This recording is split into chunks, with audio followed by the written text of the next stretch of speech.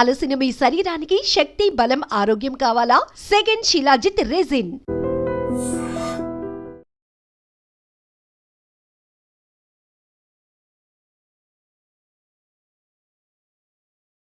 గతంలో గ్రామాల్లో ఉన్న పరిస్థితి ప్రభావం లేదా పెత్తందారుల పోకడలు నచ్చకో లేదా భావజాల ప్రభావంతోనూ కొంతమంది యువకులు అడవిబాటు పట్టారు. జైల్లో ఉండి బెయిల్పై బయటకు వచ్చిన వారు పరిచయం చేసే కార్యక్రమంలో ఈ వారం మన గెస్ట్ పెద్దిరాజుల ప్రకాష్.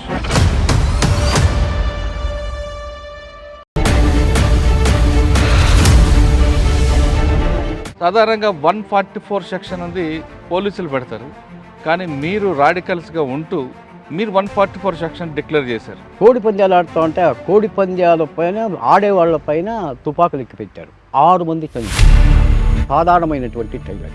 ఆయన ఒక కూతురు ఉండేది. ఈ డిఎస్పి వెంకటేశ్వరరావుకు 55 సంవత్సరాలు. సిడ్డి బనీన్తో ఒక లారీలో పరిగెత్తిపోయినాడు ఒక డిఎస్పి. కానీ మదనపల్లి ఇందిరాగాంధీ గారు వచ్చినప్పుడు మీరు ఒక మాట అడిగారట కదా?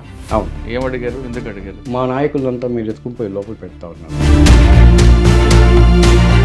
బీదర్ ప్రాంతంలో 4 ఏరియాలకు ఆర్గనైజ్ చేస్తున్నప్పుడు మీరు ఎక్కడుండేవారు? విశ్వనాథరావు పాటిల్ అని బీదర్లో. ఆయనకు నక్సలైట్ అంటే చాలా ఇష్టం.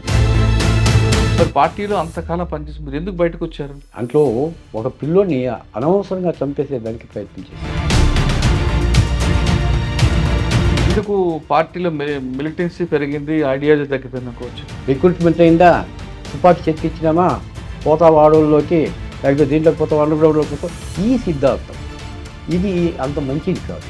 ఆ మంచిది కావడానికే ఇవ్వదు కుంభాల కేశవరావు. తర్వాత భూ పోరాటం చేసి నంద్యాల అనేటువంటి ఊరిలో దాదాపు 200 ఎకరాల వరకు భూ పోరాటం చేసి ప్రజలకు ఇప్పిస్తారు.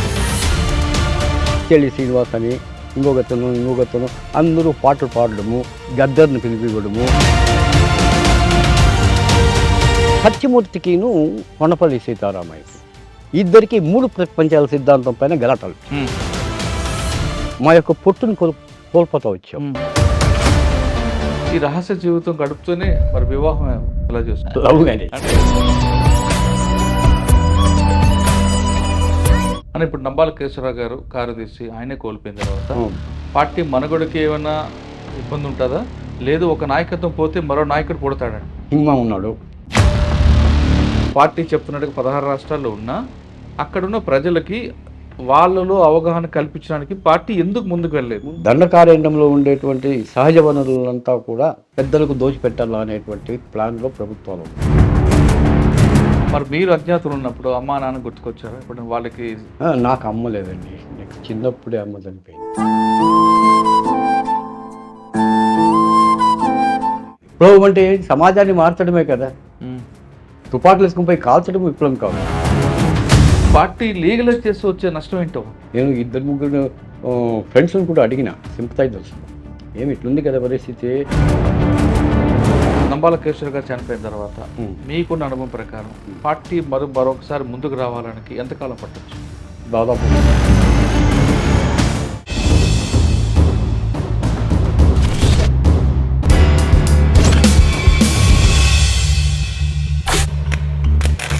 Welcome to crime confessions. గతంలో గ్రామాల్లో ఉన్న పరిస్థితి ప్రభావం లేదా పెత్తందారుల పోకడలు నచ్చకో లేదా భావజాల ప్రభావంతోనూ కొంతమంది యువకులు అడవిబాటు పట్టారు. అడవులకు వెళ్ళి ఎండనక వాననక చలనక అడవిలో ఉంటూ నిరంతరం ప్రజల కోసం ఆలోచిస్తూ వాళ్ళ అభివృద్ధి కోసం అడుగులు వేశారు. ఆ విధంగా అడవిలో కొంతకాలం పనిచేసిన తర్వాత కొంతమంది వేరే వేరే కారణాలతో బయటకు వచ్చిన వాళ్ళు, మరి కొంతమంది అరెస్ట్ అయ్యి జైల్లో ఉండి బెయిల్పై బయటకు వచ్చిన వారు పరిచయం చేసే కార్యక్రమంలో ఈ వారం మన guest Peddirajula Prakash alias Kalyan Kumar. People's వారికి తొలితరం నాయకుడు. ఆయన చిత్తూరు, మదనపల్లి ఆ ప్రాంతాల్లో పుట్టి పెరిగిన ఆంధ్రప్రదేశ్ అంటే ఉమ్మడి ఆంధ్రప్రదేశ్లో ఆయన పేరు తెలియని వారు లేరు. కేవలం ఆంధ్రప్రదేశే కాదు, ఇటు బీహార్, ఛత్తీస్గఢ్, కర్ణాటక ప్రాంతంలో తెలుగు వాళ్ళ ఒక ఏకైక వ్యక్తి ఆయనే. ఆయన ఎందుకు అటువైపు వెళ్ళారు, వెళ్ళిన తర్వాత ప్రజల కోసం ఆయన చేసిన కార్యక్రమాలు ఏంటి, ఎందుకు బయటకు వచ్చారు, వచ్చిన తర్వాత ప్రస్తుతం అతని జీవన విధానం ఏ విధంగా ఉన్న విషయాన్ని ఆయన తెలుసుకుందాం. అన్న నమస్తే. పెద్దిరాజుల ప్రకాష్, అలియాస్ కళ్యాణ్ కుమార్. కళ్యాణ్. సాధారణంగా 144 సెక్షన్ ఉంది పోలీసులు పెడతారు, కానీ మీరు రాడికల్స్గా ఉంటూ మీరు 144 సెక్షన్ డిక్లేర్ చేశారు. అంటే అప్పుడు ప్రజలు ఏం చేయాలి, ఎలాగా 144 సెక్షన్ పార్టీ రాడికల్స్ 144 సెక్షన్ ఎలాగ అభివృద్ధి చేయాలి, ఎలాగ ఇంప్లిమెంట్ చేయాలనే విషయాన్ని ఇవన్నీ మీరు ఎందుకు చేశారు? అసలు మదనపల్లిలో రాడికల్స్ని ఆ పార్టీ రాడికల్స్ని ఎలాగా డెవలప్మెంట్ చేసుకొచ్చారు, ఎందుకు మీరు పార్టీలోకి వెళ్ళారు, అప్పుడున్న పరిస్థితులు ఏంటో ఒకసారి చెప్పండి. పెత్తందారీ వ్యవస్థ విపరీతంగా ఉండింది ఎక్కడ? మదనపల్లి ఏరియాలో. మదనపల్లి ఎక్కడ మీరు ఉండేవారు? మదనపల్లి టౌన్లోనే ఉండేవాడిని, నేను కాలేజ్ చదువుకుంటూ ఉండేవాడిని. ఆ, కలిచెర్ల ఇప్పుడు తంబళ్ళపల్లి ఈ ఏరియాలో పెత్తందారుల యొక్క పెత్తనం చాలా జాస్తి. గ్రామాల్లోకి వెళ్తే టవలు భుజం మీద నుంచి తీయాలా, చెప్పులు చేతిలో పట్టుకోవాలి, ఈ పరిస్థితి ఉంది. కలిచెర్ల నరసింహారెడ్డి కానివ్వండి, కలిచెర్ల ప్రభాకర్ రెడ్డి వాళ్ళు, వీళ్ళంతా చాలా 2000 ఎకరాలు 3000 ఎకరాలు, గట్టు నరసింహరావు అని, వీళ్ళకంతా 2000 ఎకరాలు 3000 ఎకరాలు భూములు ఒక్కొక్క. ఓకే. వీళ్ళు ఏం చేసేవాళ్ళు అంటే ఊరినంతా స్వాధీనం చేసుకుని, ఊర్లో వీళ్ళు మాటకు అడ్డం లేదు. ఒక ఇది జరిగింది మదనపల్లిలో, ఒక ఇన్సిడెంట్ జరిగింది. నేను స్టూడెంట్గా ఉన్నప్పుడు ఒక ఇన్సిడెంట్ జరిగింది. అంగళ్ళు అనే ప్రాంతంలో కోడి పందాలు ఆడుతూ ఉన్నాడు. కోడి పందాలు ఆడుతూ ఉంటే ఆ కోడి పందాల పైన ఆడేవాళ్ళ పైన తుపాకులు ఎక్కి పెట్టారు. 6 మంది చనిపోయారు. ఎందుకు కోడి పందాన్ని ఆడితే? అంటే కోళ్ళ మీద పెట్టకుండా మనుషుల మీద పెట్టారా? మనుషులను 6 మందిని చంపేశారు. ఆ దీంతో మేము వచ్చేసింది ఇక్కడ 144 సెక్షన్ పెట్టాము.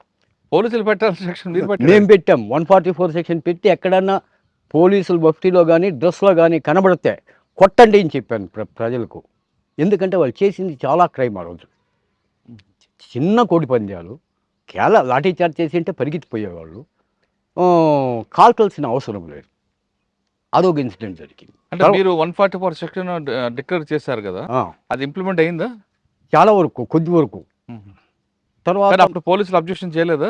మీరెవరు? మరుసటి రోజు వచ్చేసారనమాట.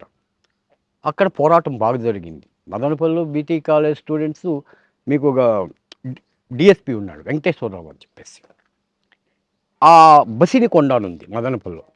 బసినికొండలో ఒక టైలర్, సాధారణమైనటువంటి టైలర్, ఆయనకు ఒక కూతురు ఉండేది. ఈ డిఎస్పి వెంకటేశ్వరరావుకు 55 సంవత్సరాలు. ఆ పాపకు ఒక 18 ఏళ్ళ 20 ఏళ్ళ ఉంటుంది. ఇంటర్మీడియట్ చదువుతూ ఉండేది ఆ పాప. వచ్చేసింది, వీడు దినం వాళ్ళ నాయన్ని పిలిచిందే నీ కూతుర్ని పంపించు అని అడిగినాడు డిఎస్పి. అడిగే వాటికు మేము లీడర్స్గా ఉన్నాం కాబట్టి, రాడికల్ స్టూడెంట్స్ యూనియన్ లీడర్స్గా ఉన్నాం కాబట్టి, మా దగ్గరికి వచ్చి వాళ్ళ నాయన, ఆ పాప వాళ్ళ నాయన ఇద్దరు రాత్రి 9 గంటలకు వచ్చి మాకు ఇన్ఫామ్ చేశారు. ఇన్ఫామ్ చేస్తే, సరేమ్మా మీరు ఇక్కడనే ఉండండి, మీ నాయన వాళ్ళు పొద్దున్నే చూసుకుందాం. తర్వాత మరుసటి రోజు బీటీ కాలేజీకి వెళ్ళాం. కాలేజ్ స్టేజ్ పైన నేనే మాట్లాడినా, నువ్వు వచ్చి ఏం చెప్తావో చెప్పమ్మా అని చెప్పి. వాళ్ళ నాయన ఆ పాప చదివినారు. స్టూడెంట్స్ ఎమోషన్ అయిపోయినారు. దాదాపు BT college, night college students, day college students అంతా 4500 మంది, మిగతా హై స్కూల్ స్టూడెంట్స్ అంతా డిఎస్పీ ఆఫీస్ పైన పడినాం. పడేవాళ్ళకు డిఎస్పీకి ఎక్కడా లేదు. డిఎస్పీకి మేమే ఎత్తుకుని పోయి ఒక మెమరాండం ఇచ్చినాం. సార్, ఈ మాదిరి మా అమ్మాయిని ఒక డిఎస్పీ గారు ఇట్లా అడుగుతూ ఉన్నారు, ఏం చేయాలా అని చెప్పి. ఆయనకి ఇచ్చారా? ఆయనకే ఇచ్చాం. ఆయన అది చూసిందే నన్ను కాపాడాలని కొట్టాడు. మీకు కొట్టాడు. కొట్టే వాళ్ళకి రైజ్ అయిపోయినాం. డిఎస్పీ ఆఫీస్ అంతా పగలు కొట్టేసాం. డిఎస్పీకి ఏట్లు పడినాయి. చిడ్డి బనీన్తో ఒక లారీలో పరిగెత్తిపోయినాడు ఒక డిఎస్పీ, పరిగెత్తిపోయినాడు. ఆ రోజు ఏమీ లేదు. మరుసటి రోజు సిఆర్పిఎఫ్ వచ్చింది. తర్వాత ఇమీడియట్గా అరుణా బహుగుణ ఆమెను డిఎస్పీగా ఇచ్చారు. డిఎస్పీ అప్పుడు డిఎస్పీ, ఐపీఎస్ ఆఫీసర్ ఆమె కూడా డిఎస్పీ. ఆమె అరుణా బహుగుణ. మళ్ళా జయశ్రీవాతలని కలెక్టర్, ఇద్దరు వచ్చారు. కొత్తగా వచ్చాడు ఇద్దరు. వచ్చింది, ఏం విషయము, ఎందుకు మీరు డిఎస్పీని ఇట్లా చేసినారు, పోలీసు వాళ్ళపైనే మీరు తిరగబడితే ఎట్లా? మేడం, ఇది ఒకటో ఇష్యూ కాదు, రెండో ఇష్యూ కాదు పోలీసు వాళ్ళది. ఇంతకుముందు ఆ పాప పైన ఈ పాప పైన జరిగింది, ఇంతకుముందు కోళ్ళ పందాలు ఆడుతూ ఉంటే వాళ్ళ పైన జరిగింది, ఇట్లా రకరకాలుగా అందరిపైన జరుగుతూనే ఉంది. దీనికి పరిష్కారం ఏమి అని చెప్పేసేటప్పుడు ఆమె తర్వాత అంతా రిపోర్ట్ రాసింది, మాకు అనుకూలంగానే చేసింది. ఇద్దరు కూడా అరుణా బహుగుణ కూడా జయశ్రీ వార్తలు కూడా మాకు అనుకూలంగానే రిపోర్ట్ రాశారు వాళ్ళు. తర్వాత కొన్ని రోజులకి ఏమైంది అంటే తంబళపల్లిలో కాసిం అని ఒకతున్నాడు, కాసిం సాబ్ అని, రోడ్డు పక్కలో ఇల్లు కట్టుకో ఉన్నాడు. ఆ పక్కంతా రెడ్డిది ఇల్లు. వీళ్ళు నీకు ఇక్కడ వద్దో, నువ్వు ఇక్కడి నుంచి ఖాళీ చెయ్యి, భూమి ఇతని సొంతము. తరువాత రాత్రో పోయేసింది, ఇల్లునంతా కొట్టి కాల్చి వాడిని కొట్టి అది చేశాడు. తర్వాత నేను వెళ్ళాను. మరుసటి రోజు వెళ్తే ఈయన అప్పుడు సబ్ కలెక్టర్ ఇంకొక ఆయన, వేరే సబ్ కలెక్టర్, ఆయన పేరు ఏదో ప్రసాద్ ఏమో ఉంది ఆయన పేరు, ఆయన వచ్చినాడు. ఆయన కొంచెం లెఫ్టిస్ట్ భావజాలంలో ఉండేటువంటి వాడు. నేను పోయి చెప్పేవాళ్ళకు నా జట్లోనే వచ్చాడు తంబళపల్లికి. వచ్చిందే ఎంక్వైరీ చేశాడు. అక్కడ ఎంక్వైరీ చేసిందే కేసు కట్టమని చెప్పినాడు. కేసు కట్టమని చెప్తే ఎస్ఐ కట్టలే కేసు. ఈయనే వాళ్ళ సెక్షన్ ఏదో ఉంది చూడండి, దీనికి తంబళపల్లి అంటే తంబళపల్లి, మదనపల్లి అంటే మదనపల్లి పోవాలా, కాళహస్తి అంటే కాళహస్తి పోవాలా, ఎక్కడ ఆయన డేట్ ఇస్తాడో వీళ్ళంతా అక్కడికి పోవాలా.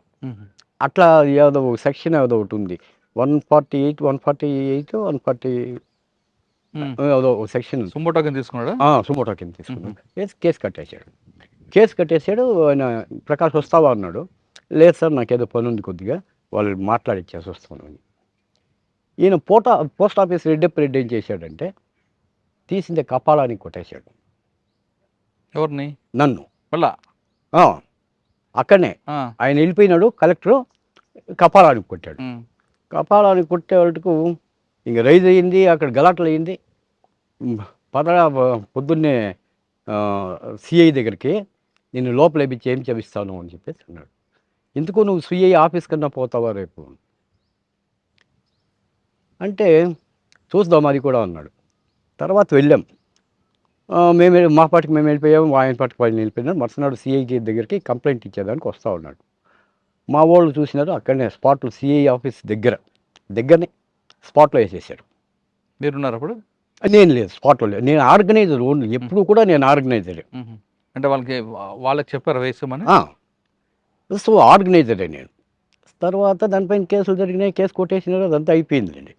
తర్వాత అప్పుడు నేను మదనపల్లి వదిలిపెట్టినా. అంతవరకు మదనపల్లిలో మా కార్యక్షేత్రంలో నేను రాడికల్ స్టూడెంట్స్ యూనియన్ లీడర్గా ఉండి, తర్వాత డిస్ట్రిక్ట్ జనరల్ సెక్రటరీగా ఉండి, బీటీ కాలేజ్ చైర్మన్గా ఉండి, ఇవన్నీ ఇక్కడ జరుగుతాయి. సో పార్టీ వాళ్ళు అప్పుడు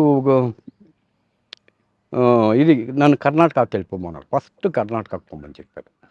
కర్ణాటకకు పొమ్మంటే కర్ణాటకలో పోయినాడు. ఏ సంవత్సరం? 1983. అంటే 83లో మీరు కర్ణాటక వెళ్ళారు? కర్ణాటకకి. అంటే అంతవరకు మదనపల్లి, తంబళపల్లి, అసలు చిత్తూరు ఇదంతా ఉన్నాం అనమాట. సరే, ఇది జరిగిన కొన్ని రోజులకి ఏమైందంటే అక్కడికి పోయినాము. అక్కడ నన్ను స్టూడెంట్ ఆర్గనైజర్గా మెయిన్గా కర్ణాటక ప్రగతిపర విద్యార్థి కేంద్ర, ప్రగతిపర యువజన సంఘ, ఇట్లా ఆర్గనైజేషన్స్ ఉంటాయి. సరే, మేము ఈ ఆర్గనైజేషన్స్ను డెవలప్ చేస్తూ ఉన్నాము, కాలేజీలకు పోయేవాళ్ళము. సో నేను చేంజ్ అయిపోయింది. ప్రకాష్ అక్కడనే కళ్యాణ్ కుమార్ అనేది, కర్ణాటక కళ్యాణ్ కుమార్. మిగతా అన్ని చోట్లను కళ్యాణ్ కుమార్. సరే, అంతా వచ్చింది. అక్కడికి పోయినాము, ఇక్కడికి పోయినాం. తర్వాత కర్ణాటక అంతా చుట్టాం. కొంతమంది స్టూడెంట్స్ని రెడీ చేసాము, కొంతమంది యూత్ని రెడీ చేసాము. తర్వాత వీళ్ళు సివిల్ లిబర్టీస్, సుహాస్ అని ఒక అతను ఉన్నాడు, బాబయ్య అని చెప్పేసి ఒక ఆయన ప్రొఫెసర్ ఉన్నాడు, బాబయ్య అని, అసన్ మన్సూర్ అని ఒక ఆయన ఉన్నాడు. వీళ్ళంతా కూడా సివిల్ లిబర్టీస్లో వచ్చేవాళ్ళు అనమాట. తర్వాత మేము దీనికి పోతా ఉన్నాం, క్యాంపెయిన్స్కు. ఏమి విలేజ్ కర్ణాటకలో ఎక్కడ చేశారు మీరు? నేను బీదర్, కర్ణాటకలో ఫస్ట్ బెంగళూరు అయినాక కోలార్లో ఒక ల్యాండ్ స్ట్రగుల్ కూడా ఉంది, భూ పోరాటం కూడా ఒకటి ఉంది. ఎక్కడ అంటే హిందూపురం నుంచి ఇంకొంచెం వస్తే విధిరాసత్వం అని వస్తుంది. విధిరాసత్వం దగ్గర నాగేనహళ్ళి, అక్కడ చేసినాము. తర్వాత ఆ ఏరియాస్లోనే దొడ్డ కురుబూరు, చిక్క కురుబూరు చాలా ఉన్నాయి. అక్కడ చింతామణి ఏరియాలు కొంచెం చేస్తే ఈ నాగేనహళ్ళిలో ఒక ల్యాండ్ ఇష్యూ ఉండింది. ఏమంటే అక్కడ వెట్టి చాకరీనే, ₹1 ఒక సంవత్సరానికి కూలీ తీసుకునేవాడు కూడా ఉన్నాడు అక్కడ. భోజనం పెడతారు, సంవత్సరానికి ₹1 ఇస్తారు, ఒక జత బట్టలు ఇస్తారు. అట్లా చాకరీ చేసేవాళ్ళు ఉన్నారు. సరే మేము పోయినాము, అక్కడ ఆర్గనైజ్ చేసాము. ఆర్గనైజ్ చేసి అక్కడ దళిత సంఘర్షణ సమితిని, డిఎస్ఎస్, సో వాళ్ళు మాకు కొంచెం సపోర్ట్ చేశారు. దాంతో ఏమైందంటే స్ట్రగుల్ పెద్దదైపోయి గవర్నమెంట్ దిగొచ్చేసి నజీర్ సాబ్ అని ఉన్నాడు అప్పుడు కర్ణాటకలో మినిస్టర్.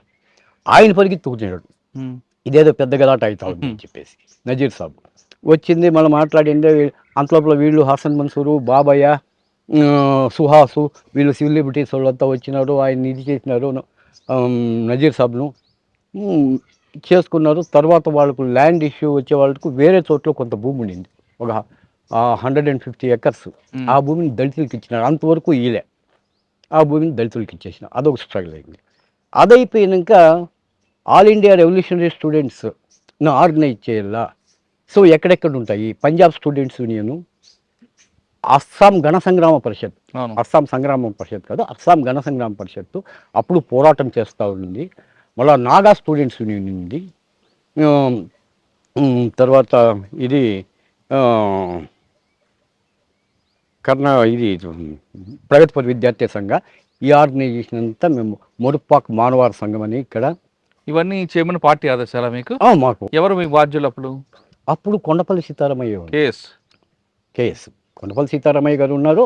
కొండపల్లి సీతారామయ్య గారు జైల్లో ఉన్నప్పుడు రవి గారు, సత్యమూర్తి గారు ఉన్నారు. సత్యమూర్తి ఆధ్వర్యంలోనూ పనిచేసినాము, కొండపల్లి సీతారామయ్య గారి ఆధ్వర్యంలోనూ పనిచేసాము. కానీ మీకు వేరే స్టేట్లో ఆర్గనైజ్ చేయమని చెప్పింది కేఎస్ గారా? కేఎస్ గారే వేరే స్టేట్లో ఆర్గనైజ్ చేయమని చెప్పింది. సరే అక్కడికి వెళ్ళిపోయాము. అక్కడికి కొన్ని రోజులు స్టూడెంట్ ఆర్గనైజేషన్స్లో పనిచేసాము. స్టూడెంట్ ఆర్గనైజేషన్ నుంచి కొన్ని రోజులు ఛత్తీస్గఢ్లో ఉన్నాము. ఎందుకంటే యాక్షన్స్ కాదు ముఖ్యము, వాళ్ళకు మా ఐడియాలజీని తెలపాలి. బీహార్లో మా ఐడియాలజీని తెలపాలి వాళ్ళకు, మావోయిస్టు కొనేటువంటి ఉద్దేశంతో ట్రైనింగ్ క్లాసులు పెడతా ఉన్నాము. వాళ్ళు మాకు వాళ్ళ భావజాలాన్ని చెప్తా ఉన్నారు. ఇట్లా జరుగుతూ ఉండింది. జరుగుతూ ఉంటే తర్వాత పార్టీ ఉండుకుందే, మీరు కర్ణాటకకి వెళ్ళిపోండి, కర్ణాటకలో లీడింగ్ ఆర్గనైజర్స్ కమిటీని, అంటే నక్సలైట్లోని టాప్ నక్సలైట్స్ అంతా లీడింగ్ ఆర్గనైజర్స్ అని ఒక 6 మంది లీడింగ్ ఆర్గనైజర్స్ ఉన్నాం. ఈ 6 మందిలో ఇది రాజేంద్రన్ అన్న గొత్తును, సుహాస్ అన్న గొత్తును, ఇది మూర్తి అని ఒక అతను, తర్వాత మన రాజ్కుమార్ కూడా, రాజ్కుమారు ఒక ఇదిగా ఉన్నాడు. సాకేత రాజన్ అని ఒక అతను ఉన్నాడు, పేరు వింటారు ఆయన పేరు తర్వాత. అవును, ఆయన ఎన్కౌంటర్ చేశారు.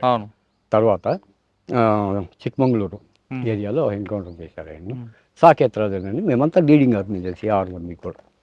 సరే లీడింగ్ ఆర్గనైజేషన్ ఒక్కొక్కరు ఒక్కొక్క ఏరియాని తీసుకున్నాం. నన్ను ఏం చేసినారంటే బీదర్, గుల్బర్గా, రాయచూర్, బళ్ళారి నన్ను తీసుకోమన్నారు. సాకేత రాజన్కు చిక్మంగళూరు ఏరియా ఇచ్చినారనమాట. మూర్తికి బెంగళూరులో ఆయన ఇంతకుముందు ఎల్ఎన్టీలో పనిచేస్తూ ఉన్నాడు. మూర్తి అని అతను పనిచేస్తూ ఉండి ఎల్ఎన్టీలో పనిచేస్తూ ఉండి అట్లే ఈ ఎల్ఎన్టీలో పెద్ద స్ట్రైక్ అవుట్ తీసుకున్నారు. వీళ్ళంతా ఉద్యోగం నుంచి తీసేసినారు, పెద్ద కాంపెన్సేషన్ ఇచ్చి. మీరు ఎక్కడున్నారు? బీదర్ ప్రాంతంలో 4 ఏరియాలకు ఆర్గనైజ్ చేస్తున్నప్పుడు మీరు ఎక్కడ ఉండేవారు?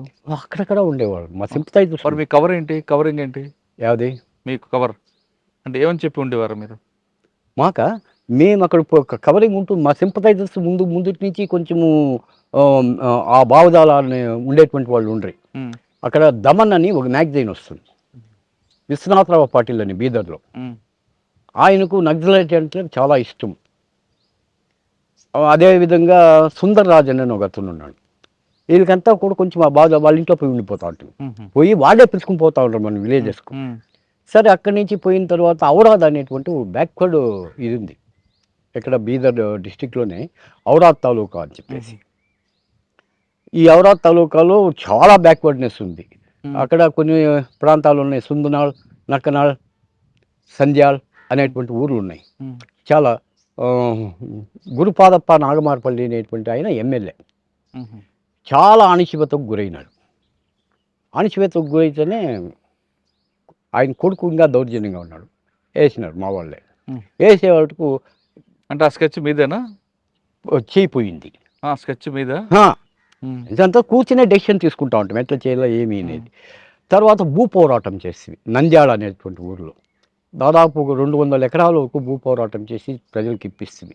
వీళ్ళు ఏం చేసిందంటే అప్పుడు టాటా వాళ్ళు ఈ కాగితం చెట్లు పెడతారు చూడండి, పేపర్ కవర్ అంటే అది కంప్లీట్ కవర్ చేసేసినారు. జనాలకు ఒక సెంటు భూమి లేదు.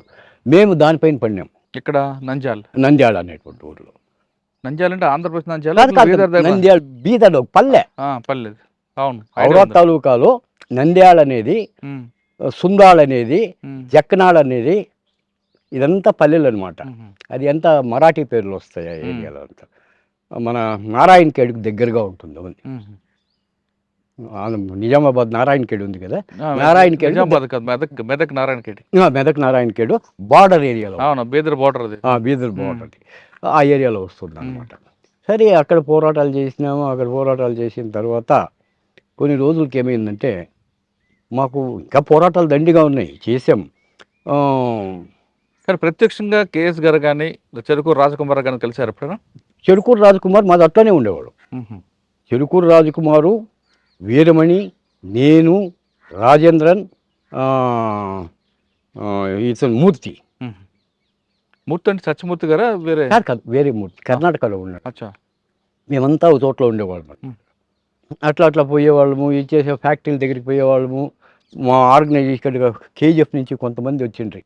ఈ కేజీఎఫ్ నుంచి వచ్చిండేటువంటి మనుషులను కొంతమంది అంటే జనకళా మండలి, జన్నాట్య మండలి, ఈ దళిత సంఘర్షణ సమితి ఉంది కదా, ఈ దళిత సంఘర్షణ సమితి యొక్క సింపథైజర్స్ మాకు ఆటోమేటిక్గా సింపథైజర్స్ అయిపోతారు.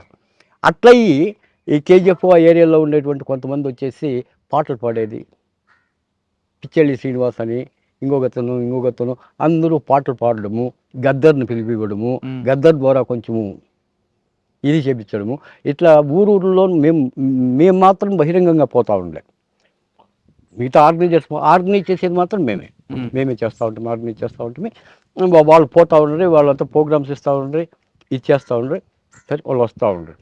ఈ ప్రాసెస్లో ఏమైంది, నేను కర్ణాటకలో ఇది బీదర్లో ఉన్నప్పుడు, బీదరు, రాయచూరు, గుల్బర్గా, సత్యమూర్తికిను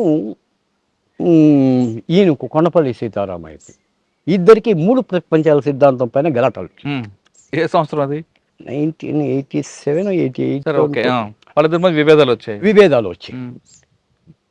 సో విభేదాలు వచ్చినప్పుడు సత్యమూర్తి ఒకరిద్దరిని పిలుచుకుని వచ్చినాడు, కేఎస్ గారు కూడా ఒకరిద్దరిని పిలుచుకుని వచ్చినాడు. మేము అడిగింది ఏమంటే, మేము అత్యంత విలువైనటువంటిది మా ప్రాణం, ఈ ప్రాణాన్ని కూడా సాక్రిఫైస్ చేసి ఇక్కడికి వస్తే సిద్ధాంత రాద్ధాంతాల్లో మమ్మల్ని మీరు బలిస్తారా?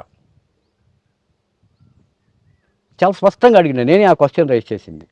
మీ సిద్ధాంత రాద్ధాంతాల్లో 3 ప్రపంచాల యుద్ధం అన్నా జరిగింది, 3 ప్రపంచాల సిద్ధాంతం అన్నా ఉండి, 2 ప్రపంచాల సిద్ధాంతం అన్నా ఉండి. ఎందుకంటే ఇద్దరు విభేదాలు ఆ సిద్ధాంతాల పరంగా. ఇప్పుడు 3 ప్రపంచాల సిద్ధాంతం అంటే first world countries, second world countries and third world countries. First world countries అంటే imperialist countries, Russia, America. Second world అంటే ఇది బ్రిటన్, ఫ్రాన్స్, జర్మనీ, జపాన్, ఇవన్నీ కూడా second world countries. Third world మనం ఇండియా, పాకిస్తాన్, బంగ్లాదేశ్ ఇంకా ఉన్నాయి కదా, ఇవన్నీ కూడా థర్డ్ వరల్డ్ కంట్రీస్. ఈ థర్డ్ వరల్డ్ కంట్రీస్ ఏం చేయాలంటే first world countries, second world కంట్రీస్ని చూసుకోవాలా, ఫస్ట్ వరల్డ్ కంట్రీస్ పైన యుద్ధం చేయాలి. అంటే ఏమి, అమెరికా వాడి కంపెనీలు, అమెరికా కొలాబరేషన్ కంపెనీస్ను బ్యాన్ చేయాలా, డిస్ట్రాయ్ చేయాలా, దానిపైన పోరాటాలు చేయాలా, ఆ ఫ్యాక్టరీలో ఉద్యమాలు లేవనెత్తల్లా. సో ఈ సిద్ధాంతం పైన వాళ్ళకి ఇద్దరికి గందరగోళం వచ్చింది. అంటే సత్యమూర్తి గారు సమర్థించారా, వ్యతిరేకించారా? సత్యమూర్తి గారే ఆ సిద్ధాంతాన్ని ప్రవేశపెట్టింది. కొండపల్లి గారు అయ్యలేదన్నాడు. అట్లా కాకూడదు అని చెప్పేసి, అట్లా కాకూడదు, అట్లా కాదు, ఈ సిద్ధాంతాన్ని ప్రవేశపెట్టింది సత్యమూర్తి గారు. కొండపల్లి సీతారామయ్య గారు 3 ప్రపంచాల సిద్ధాంతం అనేది ఇట్లుండదు, 3 ప్రపంచాల సిద్ధాంతం మన కాన్సెప్ట్ వేరే, ఈ కాన్సెప్ట్ వేరే అనే రకంగా వాళ్ళు చూశారు. ఆ విభేదాల నుంచి ఇద్దరి మధ్యన విభేదాలు వచ్చాయి. సత్యమూర్తి గారు సపరేట్ పోయినారు, కొండపల్లి సీతారామయ్య గారు సపరేట్ పోయినారు. అక్కడ నాయకత్వం విషయం ఏంటంటే, కొండపల్లి సీతారామయ్య గారు రెడ్డి, సత్యమూర్తి గారు వచ్చేసి ఎస్సీ. సో వీళ్ళిద్దరికి మీకు కులం ఉంది, దీంట్లో కులం పెట్టినారు అనేటువంటిది పెద్ద టాక్ ఉండింది అప్పుడు పార్టీలో. అప్పటికి కుల విభేదాలు కొద్దిగా ఉండింది, చాలా ఎక్కువ లేదు, కానీ లీడర్షిప్ కోసం కుల విభేదాలు ఉండింది. అసలు కులంకి వ్యతిరేకంగా పుట్టిన పార్టీ, కులానికి నువ్వు సమాజంలో ఉన్నప్పుడు అన్ని అవలక్షణాలు వస్తాయి. ఆ, ఏ అవలక్షణము కూడా ఏ పార్టీకి తప్పేలేదు. ఉమ్, కానీ ఇక్కడ వచ్చినటువంటిది ఇక్కడ ఒక విప్లవ పార్టీ అనుకుంటేమి, విప్లవ సిద్ధాంతాలు అనుకున్నాం మనం పోతా ఉన్నాము, ఎంతోమంది చనిపోతూ ఉన్నారు మనోళ్ళు. మన ఇది ఆ సిద్ధాంతాన్ని సరిచేసుకుని ముందుకు పోవాలనా, ఉమ్, ఆ సిద్ధాంతాన్ని సరిచేసుకుని ముందుకు పోవాలనా, లేకపోతే ఆ సిద్ధాంతాన్ని ఇంకొంచెం వికోపానికి తీసుకుని రావాలి. రెండోది ఏమైందంటే పార్టీలో మిలిటెన్సీ జాస్తి అయిపోయింది. ఉమ్, గణపతి వచ్చే వాళ్ళకు విభేదాలు జాస్తి అయిపోయింది, మిలిటెన్సీ జాస్తి. సిద్ధాంతం పక్కలో పెట్టేస్తారు. ఒక ఊర్లో పోతారు, ఒక చోట్లోనే కాన్సన్ట్రేషన్ చేస్తారు, వాళ్ళు ఎస్సీలు రెచ్చగొడతారు, మిగతా వాళ్ళు ఊరంతా అగైనిస్ట్ అవుతుంది. ఉమ్, ఎందుకంటే ఇది అంచెలంచెలుగా ఉండేటువంటి కుల వ్యవస్థ కదా ఇది, నిచ్చెనమెట్లు. కాబట్టి ఇక్కడ ఒక కులం దగ్గరికి ఉండిపోయే వాళ్ళకి వీనికంటే కొద్దిగా అప్పర్ కులం కూడా వీడిని విభేదిస్తూ ఉండే, ఉమ్, నక్సలైట్లను కూడా విభేదిస్తూ ఉంటాయి. ఈ మిలిటెన్సీ వద్దు అని మేము చాలాసార్లు చెప్పాము. ఈ మిలిటెన్సీ నుంచి ఇదైపోతుంది, మిలిటెన్సీ వద్దు, జనాలకు పోదాం అని చెప్పి. రెండో విషయం ఏమైపోయింది, పార్టీ పంతాన్ని మార్చలే. ఎందుకంటే ఆఫ్టర్ లిబరలైజేషను, గ్లోబలైజేషన్ వచ్చిన తర్వాత పార్టీ పంతాన్ని మార్చాలి కదా.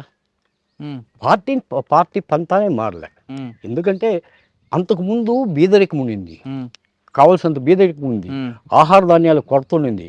అమెరికా వాడు బిచ్చం పెడితే మనం తీసుకుంటా ఉన్నాం, ఉమ్, అది పరిస్థితి మనకు. కానీ అట్లా స్టేజ్ నుంచి ఈ గ్లోబలైజేషను, లిబరలైజేషన్ వచ్చిన తర్వాత కొంతవరకు మారుతూ వచ్చింది ప్రపంచం. ఈ మారే ప్రపంచానికి అనుగుణంగా వీళ్ళు మారలే. ఉమ్, మారకుండా అదే పంతాన్ని తీసుకుని పోవాలా, అదే పంతాన్ని చారుమజుందార్ అబద్ధి ఏం చెప్పినాడో, కాను సన్యాలు ఏం చెప్పినాడో, కోబాడ్ గాంధీ ఏం చెప్పినాడో, వీళ్ళు చెప్పిన సిద్ధాంతాన్ని తీసుకుని పోవాలా. దాంట్లో కొద్ది వరకు చంద్రపుల్లారెడ్డి గారు కొద్దిగా మార్చుకున్నాడు తన పంతాన్ని. ఉమ్, చంద్రపుల్లారెడ్డి గారు మార్చుకున్నాడు, కానీ ఇక్కడ మారలే. ఉమ్, ఎప్పుడైతే ఇక్కడ మారలేదో దాని నుంచి క్యాడర్ చాలామంది చనిపోతా వచ్చారు. ఒకప్పుడు ప్రజలకు నక్సలైట్లకు మంచి సంబంధాలు ఉన్నాయి, అవును, ఆశలు ఉన్నాయి, నక్సలైట్ల పైన విప్లవ భావాలు ఉన్నాయి. మేధావుల్లోకి మేము పోతూ ఉంటాం, మేధావులు మాకు సపోర్ట్ చేస్తూ ఉన్నారు. లేకపోతే కేబీ రమణారెడ్డి గారు అట్లా వాళ్ళు, త్రిపురనేని మధుసూదన్ రావు అట్లా వాళ్ళు, తర్వాత భూమన్ సుబ్రహ్మణ్యం గారని అట్లా వాళ్ళు, వీళ్ళంతా వీరసం సంఘాలను పెట్టుకొని, సివిల్ లిబర్టీస్ని పెట్టుకొని మాకు సపోర్ట్ చేసి 24 గంటలు ఇట్లా చేస్తూ ఉండేవాళ్ళు.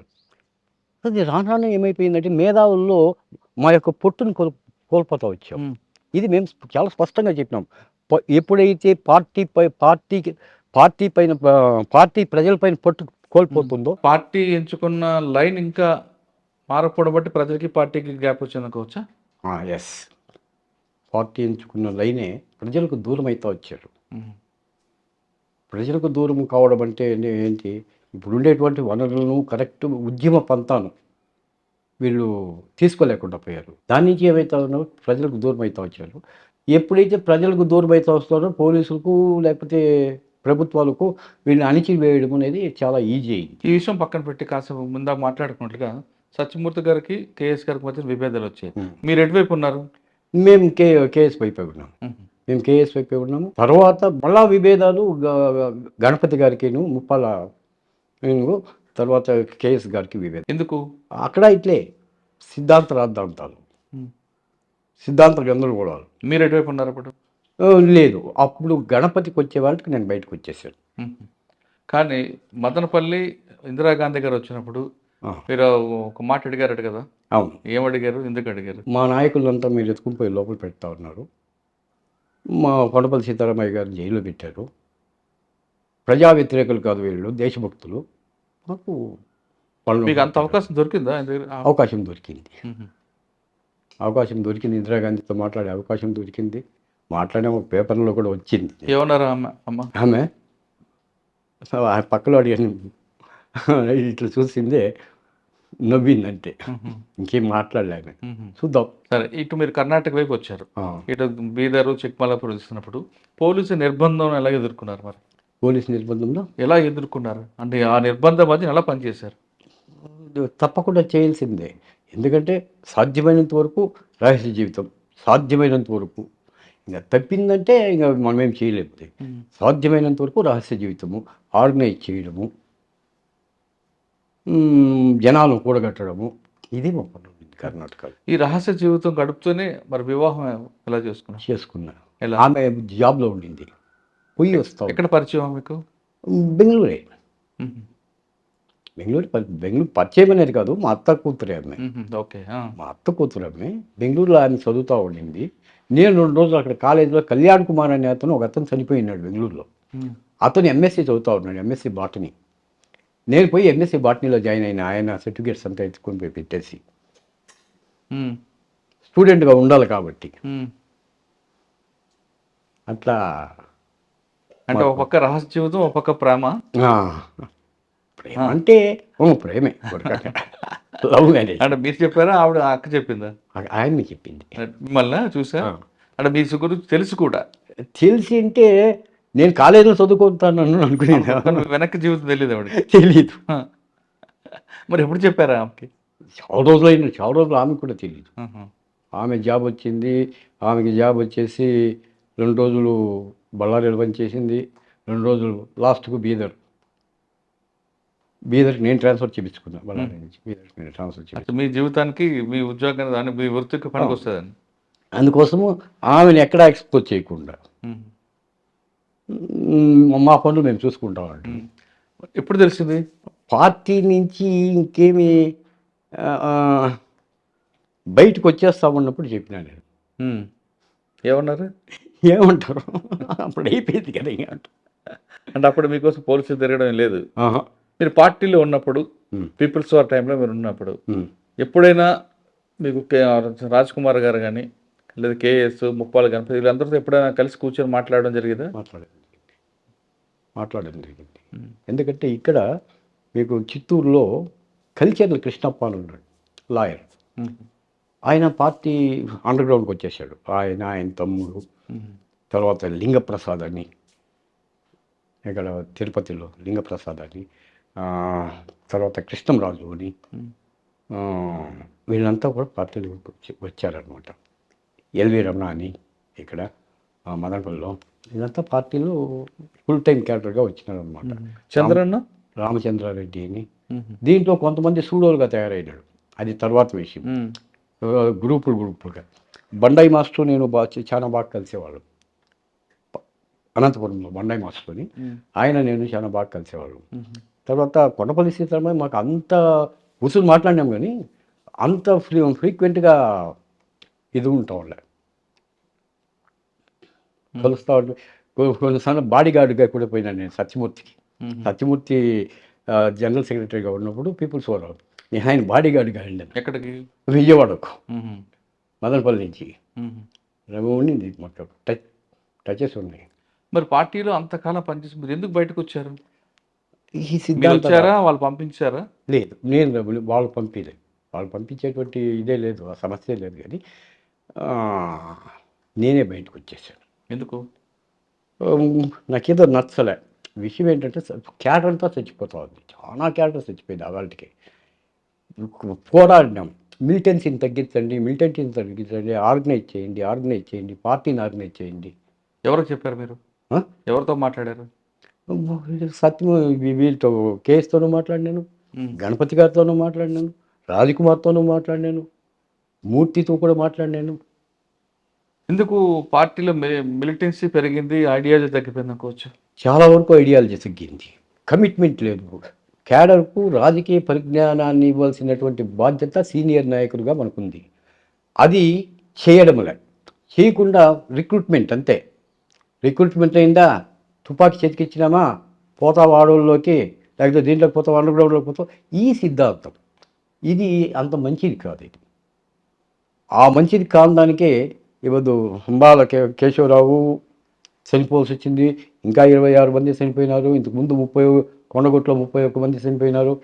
ఎంతోమంది చనిపోతూ ఉన్నారు ఈ మధ్య. నక్సలైట్ పార్టీకి కోలుకోని లేని దెబ్బ ఇప్పుడు. ఇది డెవలప్ అయింది అక్కడ, ఇది ఈ వద్దు డెవలప్ అయింది కాదు, డెవలప్ అయింది అక్కడ. 94 నుంచి ఇది డెవలప్ అయింది. డెవలప్ అయ్యి లాస్ట్కు అస్తిత్వానికే ప్రమాదం ఏర్పడింది. అంటే మిలిటెన్సీ పెరిగితే మంచిదంటారా, తగ్గితే మంచిదంటారా? తగ్గితే మంచిది.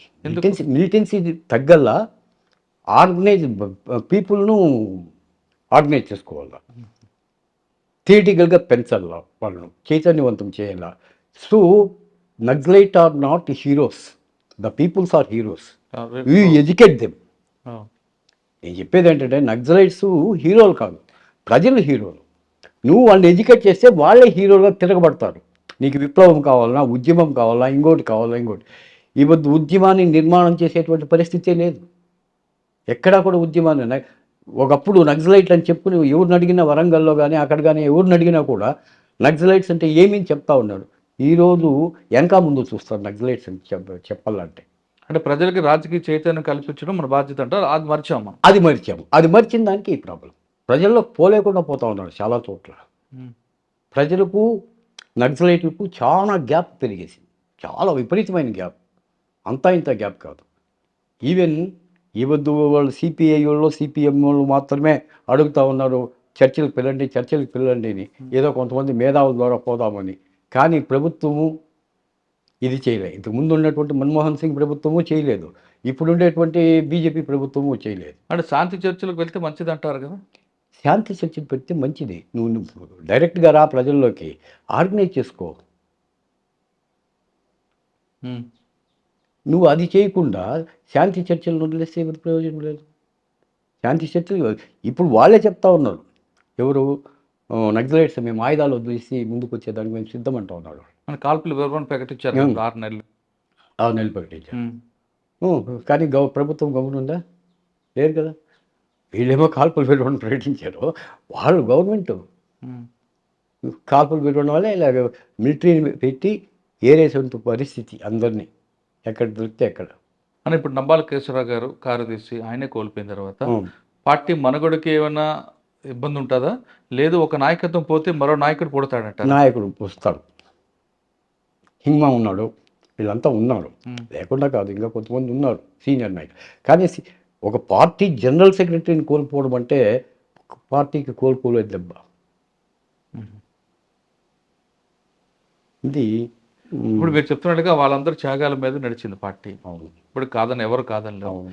మీరు అన్నట్లుగా మిలిటెన్సీ పెంచుకోకుండా ఐడియాలజీ పెంచాలి, రాజకీయ చైతన్యం కల్పించాలి మీరు అంటున్నారు. అదైతే జనాల్లో ఉంటే బాగుంటుంది. అవును. అది చేయడానికి వీళ్ళకి యూజీలు ఉన్నారు కాబట్టి, నిర్బంధం ఉంది కాబట్టి బయటికి రాలేకపోతున్నారు. ఈ సమయంలో పార్టీ లీగలైజ్ చేసి ఎలా ఉంటుంది? లీగలైజ్ చేస్తే చాలా బాగుంటుంది. లీగలైజ్ చేస్తే బాగుంటుంది. కరెక్ట్గా లీగలైజ్ చేసేసి కాల్పులు విరమణ ప్రకటించి వీళ్ళు కానీ ప్రజలకు కానీ వెళ్ళిపోయినారంటే, ప్రజలను ఎడ్యుకేట్ చేస్తే వాళ్ళే ఉద్యమాలు. ఇప్పుడు సిపిఐ వాళ్ళు ఉద్యమాలు చేస్తూ ఉంటారు, సిపిఎం వాళ్ళు ఉద్యమాలు చేస్తూ ఉంటారు, తెలుగుదేశం వాళ్ళు ఉద్యమాలు చేశారు, ఇప్పుడు వైసీపీ వాళ్ళు ఉద్యమాలు చేస్తారు.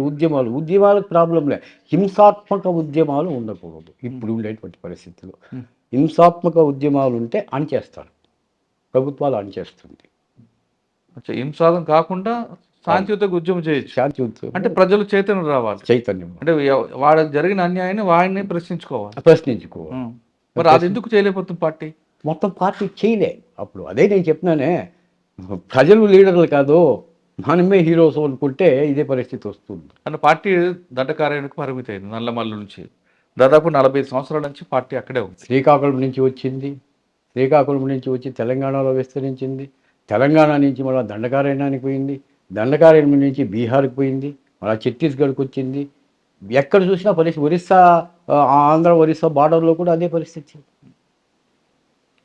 ఇక్కడ అదే పరిస్థితి. పార్టీ దాదాపు ఏఓబీలో కానీ దండకారణ్యంలో కానీ స్థిరంగా ఉంది అనుకుందాం. ఉంది. వాళ్ళు చెప్తున్నట్లుగా 16 జిల్లాల్లో 16 రాష్ట్రాల్లో మేము బలంగా ఉన్నామని చెప్తున్నారు మొన్న లెటర్లో. కానీ గవర్నమెంట్ మాత్రం 6 రాష్ట్రాలకి పరిమితం అంటున్నారు. అది ఏమీ లిమిటెడ్. 6 రాష్ట్రాల్లో కూడా లిమిటెడ్. సరే, 6 రాష్ట్రాల్లో ఉన్న పార్టీ చెప్తున్నట్టుగా 16 రాష్ట్రాల్లో ఉన్నా అక్కడున్న ప్రజలకి వాళ్ళలో అవగాహన కల్పించడానికి పార్టీ ఎందుకు ముందుకు వెళ్ళలేకుండా పోతాం. అంటే వాళ్ళకి అవగాహన కల్పించిన వాళ్ళే ప్రశ్నిస్తారు కదా ఆదివాసీలు. ఇక్కడ వర్గ పోరాటం జరుగుతూ ఉండేది. దండకారణ్యంలో ఉండేటువంటి సహజ వనరులంతా కూడా పెద్దలకు దోచిపెట్టాలా అనేటువంటి ప్లాన్లో ప్రభుత్వాలు ఉన్నాయి వర్గ సమాజంలో.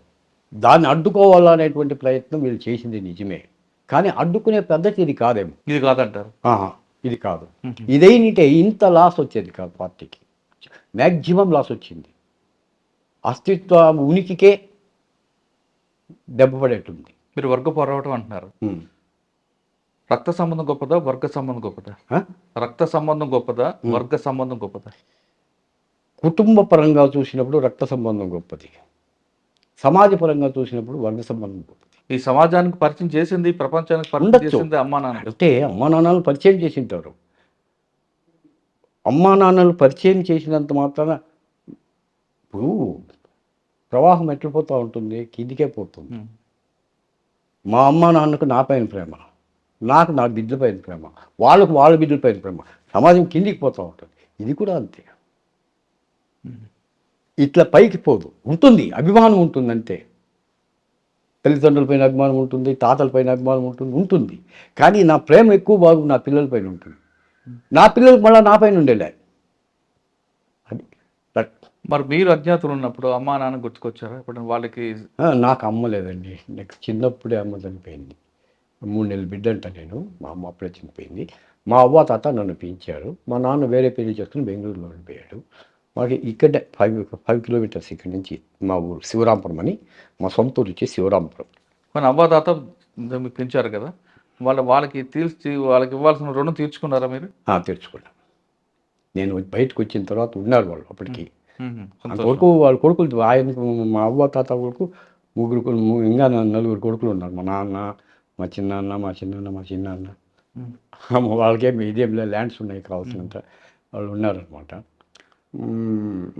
నేను బయటకు వచ్చిన తర్వాత నా దగ్గరనే పెట్టుకున్నాను. అంటే పార్టీకి చెప్పొచ్చారా, చెప్పకుండా వచ్చారు? చెప్పేసి వచ్చారు. పార్టీకి చెప్పేసి వచ్చినప్పుడు నా దగ్గర పిస్టోల్స్ ఉన్నాయి, అది ఇచ్చి నా డబ్బు ఉండింది, అది ఇచ్చేసి నేను బయటకు వచ్చాను. వద్దు వెళ్ళొద్దు అని లేదా?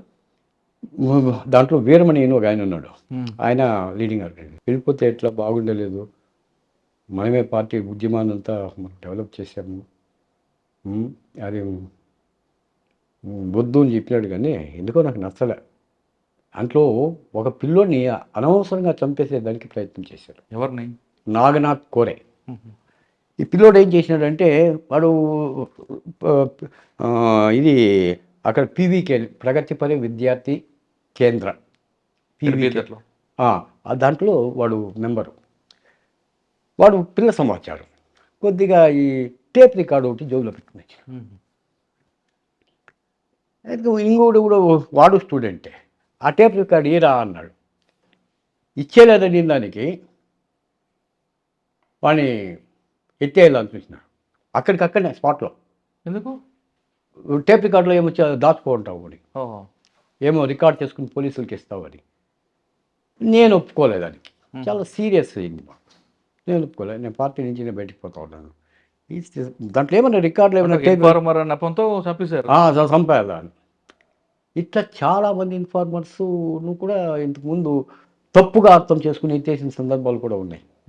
లేదని చెప్పలేదు. అది నాకు అసలు నేను చాలాసార్లు చెప్పిన వాళ్ళకు, ఇది పద్ధతి కాదు అని.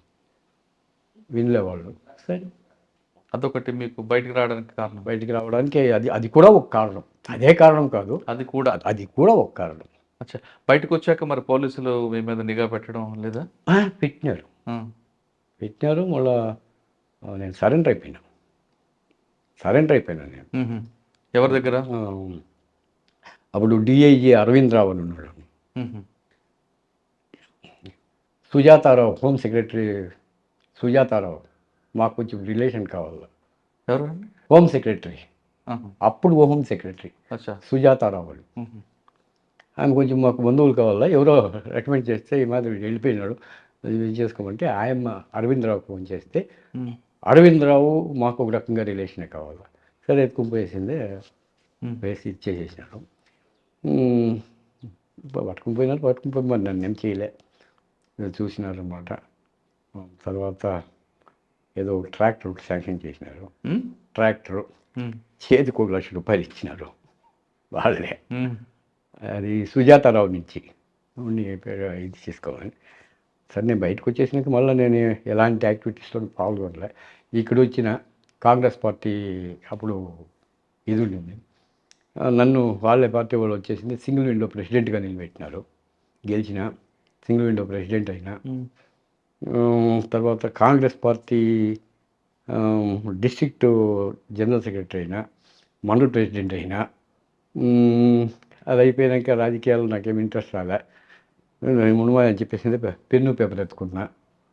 అంతకుముందే నేను ఇండియన్ ఎక్స్‌ప్రెస్‌లో పనిచేసిన. ఇండియన్ ఎక్స్‌ప్రెస్‌లో పనిచేస్తా ఉన్నాను. ఇండియన్ ఎక్స్‌ప్రెస్‌లో పనిచేసి మళ్ళీ ఆంధ్రప్రభలో కూడా పనిచేస్తా ఉన్నాను.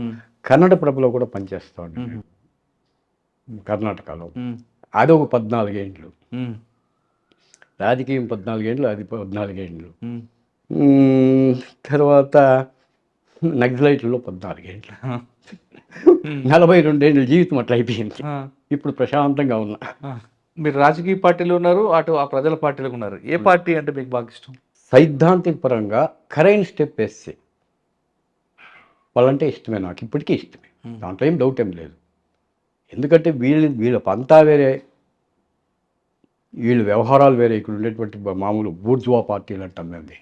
ఈ బూర్జువా పార్టీల యొక్క వ్యవహారం వేరే. అది విప్లవ పార్టీలు.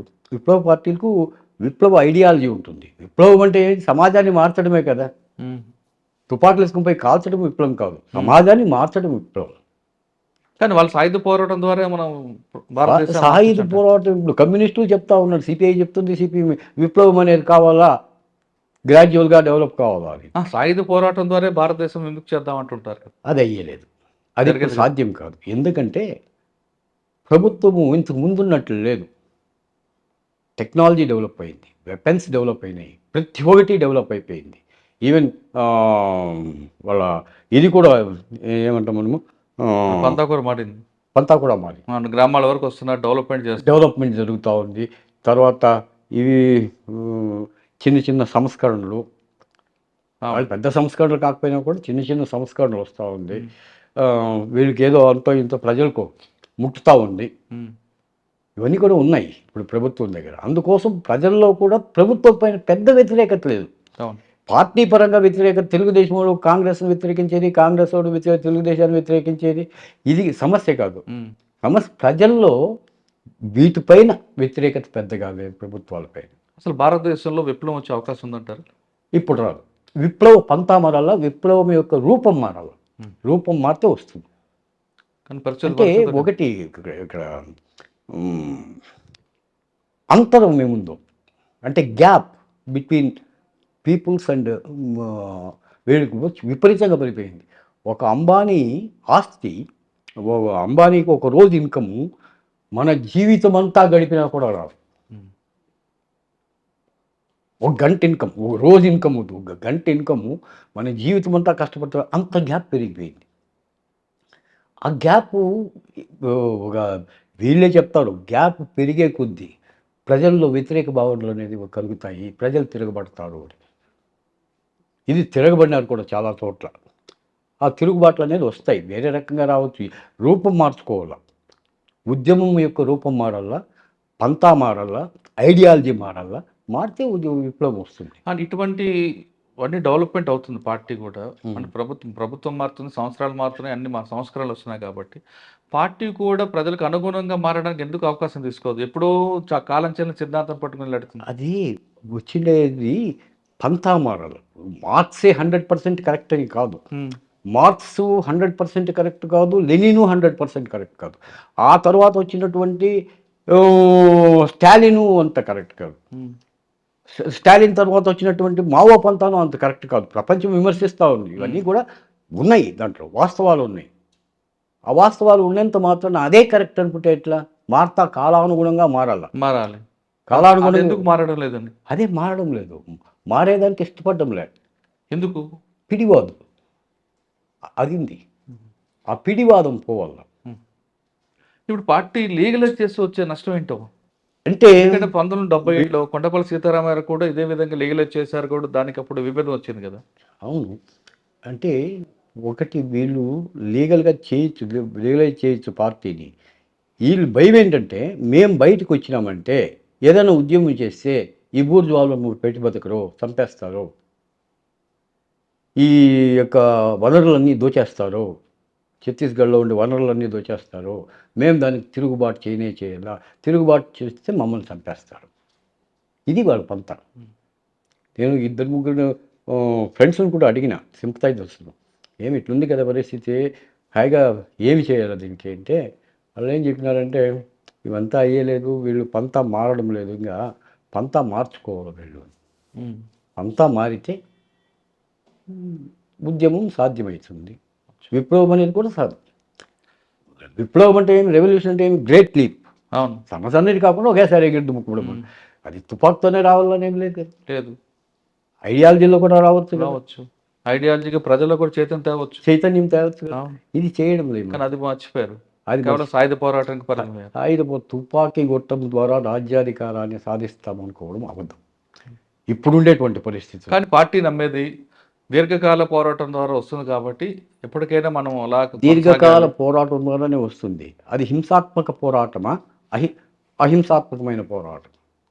ఒకప్పుడు పంతా ఉండింది, ఎందుకంటే పరిస్థితి అట్లుండింది, అందుకోసం తుపాకీ పట్టాల్సి వచ్చింది. ఇప్పుడు తుపాకీ పట్టాల్సిన అవసరం లేదు. ఇప్పుడు డైరెక్ట్గా ప్రజల్లో చైతన్యం తీసుకుని రావచ్చు. ప్రజలు కూడా ఎడ్యుకేటెడ్, అప్పుడంతే అన్ఎడ్యుకేటెడ్ జాస్తి ఉన్నారు, వాళ్ళకి ఐడియాలజీ లేదు, వాళ్ళ కోసం పోరాటం చేయాల్సినటువంటి పరిస్థితి వస్తూ ఉండే. కానీ ఇప్పుడు ఇట్లా కాదు కదా, ప్రజలు ఎడ్యుకేట్ అయినారు, చాలా వరకు ఎడ్యుకేట్ అయినారు. కానీ పార్టీ ఫినిక్స్ పక్షి లాంటిది అని అంటారు. ఫినిక్స్ పక్షి లాంటిది, మళ్ళీ మళ్ళీ పుడుతుంది అని కష్టం. నాకు ఆఖరిగా చెప్పండి, నంబాల కేశవ్ గారు చనిపోయిన తర్వాత మీకున్న అనుభవం ప్రకారం పార్టీ మరొకసారి ముందుకు రావడానికి ఎంతకాలం పట్టొచ్చు? దాదాపు 1 సంవత్సరం, 1.5 సంవత్సరం. సెకండ్ క్లాస్ ఇది సెకండ్ స్టెప్ లీడర్షిప్ ఉంటుంది, లేదని నేను చెప్పలే.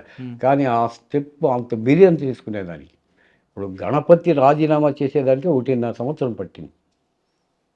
చేసి నంబాల కేశవరావును తీసుకుని వచ్చింది, ఆయన రిజైన్ చేసాడు. ఇప్పుడు నంబాల కేశవరావు చనిపోయిన తర్వాత అది మళ్ళా ఇది కావాలంటే పార్టీ క్యాడర్ మినిమం 1 సంవత్సరం పడుతుంది. ఆ సంవత్సరం కూడా ఎవరు ఎఫిషియెంట్ కాదు అనేది కూడా చూసుకోవాలి, పార్టీ నిర్ణయం తీసుకోవాలి. అని ఇంకొక ప్రశ్న చివరిగా, ఒకప్పుడు మీ కాలంలో సమాజం, ప్రజలు వాళ్ళ అభివృద్ధి కోసం పాటుపడే యువతను చూశారు మీరు, మీలాగా. అవును. కానీ ఇప్పుడంతా కూడా చెడు వ్యసనాలు, తాగడం, తిరగడం, బాధ్యత లేకపోవడం, సమాజానికి మనకేమి ఇచ్చిందని ప్రశ్నించే యువత జరిగింది. అటువంటి వాళ్ళకి మీరు ఇచ్చే మెసేజ్ ఏంటి? అంటే అలా విధంగా వెళ్ళమంటారా, లేదు మనకు సమాజం మనకేమి ఇచ్చింది కాకుండా మనం సమాజంకి ఏమి ఇద్దాం, మన బాధ్యత ఏంటి చేసుకుందాం అని చెప్తారా? అది నీకు దేశం ఏమి ఇచ్చింది అనేది కాదు, నువ్వు దేశానికి ఏమి ఇచ్చావు, సమాజానికి ఏమి ఇచ్చావు. సమాజంలో మన యొక్క పని మనం చేసుకుని పోవాలి. చేసుకుని పోతే సమాజం నీకు కావాల్సింది ఇస్తుంది. కాకపోతే కొన్ని అవకతవకలు ఉంటాయి, లేదని నేను చెప్పను, అంతా పర్ఫెక్ట్గా ఎక్కడా ఉండదు, అవకతవకలు ఉంటాయి. కానీ మనకిచ్చినటువంటి పని మనం సిన్సియర్గా, ఇప్పుడు ఒక ఎంఆర్ఓ ఉద్యోగం ఇచ్చింటాడు, నువ్వు లక్షల లంచాలు తెస్తే అది సమాజానికి ఉపయోగం కాదు కదా. ఒక బీఆర్ఓ ఉంటాడు, పెద్ద బిల్డింగ్లు కట్టాడు ఈ ఊరిలో, బీఆర్ఓలు అంతా, ఇట్లుంటుంది. ఇది కాదు కదా, మన వర్క్ మనం చేయాలి. మన వర్క్ మనం చేస్తా పోతే సమాజం మనకు కావాల్సింది ఇస్తుంది. కమ్యూనిస్ట్ సిద్ధాంతం కూడా అదే, నువ్వు సమాజం నీకు ఇస్తుంది, నువ్వు సమాజంలో ఒకడైపో. అది చేయడం, అది ప్రభుత్వాలకు అక్కర్లేదు, వీళ్ళకు అక్కర్లేదు, అట్లా తయారైంది. సమాజం మనకి ఏమి ఇచ్చిందని కాకుండా నువ్వు సమాజానికి ఏమి ఇస్తా అనే ధోరణిలో ఉంటే ఖచ్చితంగా నీకు ప్రతిఫలం లభిస్తుంది అంటారు కళ్యాణ్ కుమార్.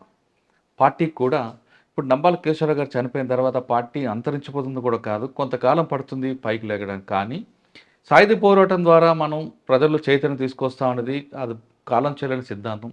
ఖచ్చితంగా ప్రజలు రాజకీయ చైతన్యం తీసుకురండి, ఇప్పుడు పార్టీ మీకు నిలబడుతుంది, ప్రజలకు దగ్గర అవుతారంటూ కళ్యాణ్ కుమార్ గారు చెప్తున్నారు. ఇది ఈ వారం కళ్యాణ్ కుమార్ గారితో ఎక్స్క్లూజివ్ ఇంటర్వ్యూ. వచ్చే వారం మరో కష్టం మళ్ళీ కలుద్దాం. అంతవరకు నమస్తే, థ్యాంక్ యూ వెరీ మచ్.